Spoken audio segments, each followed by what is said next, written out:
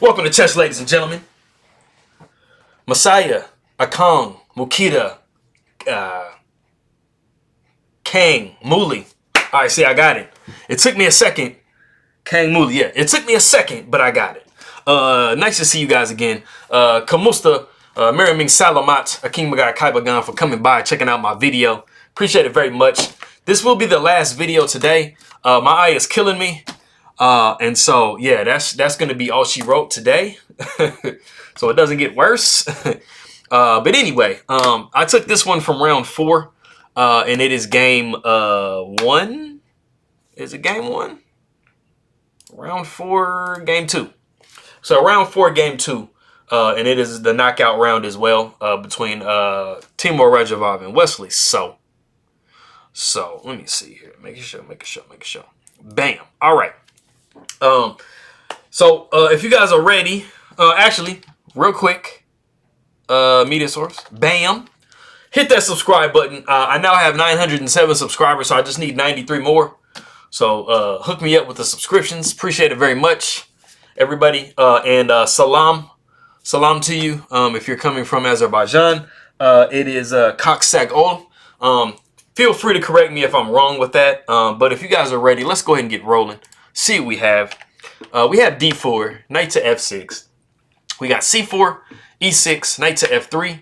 We got d5, knight to c3, bishop to e7, bishop to g5. We got h6, bishop takes f6, bishop takes f6, e3, castles, and rook to c1. And we are in the Queen's Gambit declined Neo Orthodox. And like I said before, guys, if I just go back here where bishop g5 is played, if we do have castles, and we have an e3, and we have knight b to d7, we would be in the Orthodox.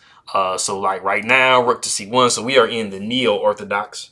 Many different ways to play. A lot of them are, pretty good ways. But anyway, so we have c6. And like I said before, guys, this is going to be, a pretty strong structure. It's really hard to break this down as white. You have to try to put some type of e4 situation in, but black usually makes that pretty hard.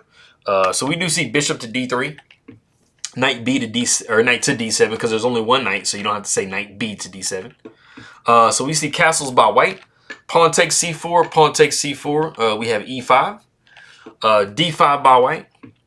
Now we have knight b6, and that's kind of cute, because it's attacking the undefended bishop at the moment on c4. So we see b3 just defending that. And we have pawn takes d5.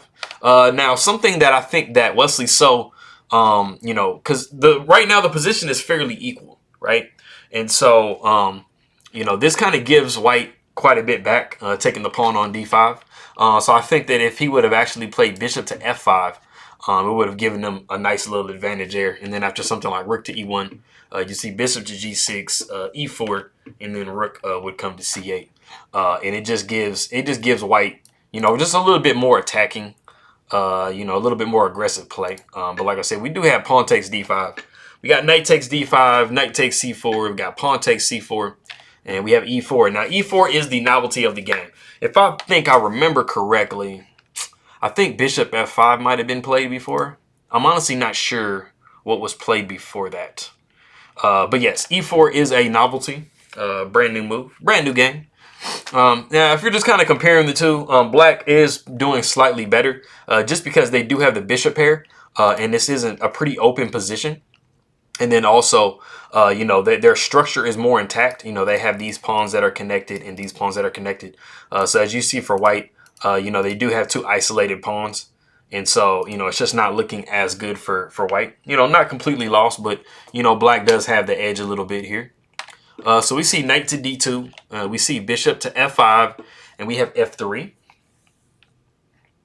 All right, and so Wesley still backs up to e7, but unfortunately, this just gives away a pawn. Now, white does put themselves in a worse structural position as far as their pawns are concerned, but they are up a pawn after this. So after knight takes e4, bishop takes e4, you have pawn takes e4, and yes, white's structure is like horribly damaged, but they did get rid of one of the bishops, and they are up an entire pawn. So I'm not really sure what was his thought process when he did that, but he did just kind of give away a pawn for no reason. Something that would have actually kept equality, made it pretty, pretty equal. Would have been, just simply, pawn takes f3. After queen takes f3, you'd see bishop to g6. And as you can see before, this is kind of like mirror to the position I was talking about before. So this is just, this is perfectly even for both sides, and white does have kind of some issues as far as their structure goes. But like I said, we did have bishop to e7, knight took, bishop took, pawn took, and we see rook to c8. And so we have queen to g4. And this is a cute little move here. I'm wondering if you want to go ahead and stop the video and see what queen g4 threatens. You will know a little bit about a certain tactic. And another one's a lot more obvious. It's just kind of like a general move, but one of them is a nice little tactic. Like I said, I wonder if you can spot it. If you want to go ahead and take a look, see what you have, see if you can guess it. Okay, cool. So basically, if white is not careful, they're going to run into. So basically, what queen to g4 is trying to do, it's trying to take this rook, deflect this queen away. So basically, the tactic that you're looking at is deflection. So right now, this queen is holding down this bishop, and you have a check here, but it's just going to get taken back with the queen.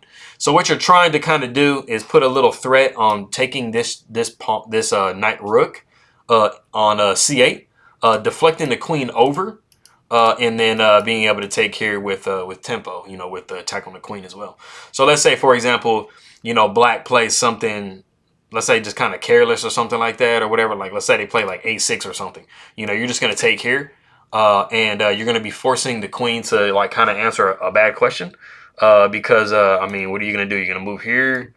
And, so it's just, you're just losing an entire piece if that's the case. And if you do take, you're going to have this here. And then you're just going to be losing an entire piece. So you're just losing a piece no matter how you cut it. It just kind of depends on what you want to do. So that's the threat. Of course, Wesley So is not going to miss something like that. Because it's a pretty basic, once you get familiar with the tactic, it's a pretty basic tactic. And so you got rook to c6. Just so now there's no taking, so Wesley So recognizes that, so he eliminates that threat altogether. And so we see e5, bishop comes to g5, we have rook c to e1, and we have queen to c8. And now we actually have a different variation of a similar idea, and it is queen takes g5. After pawn takes g5, we have rook to knight to e7. And then that kind of does the same thing, just a slightly different way. So we have king to h7, knight takes c8, rook c takes c8, and then we have rook to d7, And this is, like I was saying before, a lot of you guys that watch my stuff, like this move should have just jumped right out at you, rook to c7, putting that pick on the 7, because now you're threatening this pawn, and you're also threatening this pawn, and you can't parry both of those attacks at the same time. So black has to go on their own counterattack. So we see rook takes c4, rook f takes f7, rook takes f7, rook takes f7, and we have rook to e4. And this is kind of exploiting, the weakness of having the double pawns. And so we see rook takes b7, rook takes e3, rook takes a7, rook takes e5, and then you see that black is down a pawn, but also they have doubled pawns. So it's a little bit worse than having like two connected pass pawns. So this is a pretty bad situation. A lot of the times, you might have a situation. The king is really stuck in this area. They're pretty much stuck between these two squares. And I'm going to tell you exactly why. Now, basically, let's say, for example, you can very easily push this pawn and the rook would maybe come behind or whatever. And you'd be doing something like this. Let's say you maybe put a check in here or something like that, move up. And, the king is stuck here. You move up here like this. The king is stuck between these two, and it's because, let's say, for example, the king does try to move down and make progress this way. You're going to throw a check to him, and now the problem is you've moved your rook with tempo, and you're going to be promoting next move. So you have an option to do this as well, and of course, the king goes over, you're going to be promoting, and then the rook is going to take, and then you're just going to have an entire rook for nothing, and then it's just going to be all she wrote. So the king is very restricted in its movements. And so when you get into these types of endgames with rooks, understand that you do have that at your disposal, and you're going to be putting the opposing's rook in a pretty defensive position. So we do see king to f2. We got rook to b5, rook to e7, rook to a5. We got rook to e2. And so basically white is just trying to make sure that they defend everything in this position. So we have king to e3, king to g6, king to d4. And so as I was saying before with that particular variation I showed you, that is not a threat now because this rook is no longer in position and this rook is blockading this pawn. So you have to be very careful like kind of how your movements go. So we see g3. We see rook to a8. We got king to d5. We have g5. Rook to f2. We got g6. We got king to c6. Rook to a3. King comes down to b5. We got rook to a8, and then we have a4. And then after rook to b8 check, we have king to c6. And as you can see, this is a completely lost position. And it is in this position that Wesley So actually resigns. So it's not very often that I show a game where Wesley So lost, because I like to cater to my people in the Philippines, and they want to see Wesley So win. But yeah, this was just a nice game, I think. And it has kind of like some just things I could have talked about as far as the end game goes. And so after this, I mean, if you have something like rook to a8, you're just going to be putting this rook behind, and this king really doesn't have the ability to kind of get over to this side of the board to protect. And you're going to be pushing this pawn up. And then after you do that, you're going to be moving. So, I mean, if we just kind of run through some moves, we're going to be doing this, doing this, even, doing something like that. The king can come up, but you're going to be getting put in a position where, like, I mean, you don't have the ability to move these pieces. You're going to have to move away. And then after something like this, you're just going to be, you're just going to be basically giving the pawn away or giving the queen away. And then after this, I mean, you're going to be able to move over here. And not that one, but this one. You're going to be able to start grabbing up those pawns. And it's just a very, very easy win. So like I said, that is why he resigned. And Maraming Salamat, the King Magai Kaibagan for coming by. Mabu Hai. I was trying to think of Magandang Umaga. Good morning to you guys. It is 7:09 a.m. there. So good morning to you. And I appreciate you guys coming by and taking a look at my video. Please do me a favor and hit that subscribe button. Get me to my 1,000. I need 93 more. And I will see you guys tomorrow. I think they start playing the final round tomorrow. So hopefully I'm feeling a little bit better.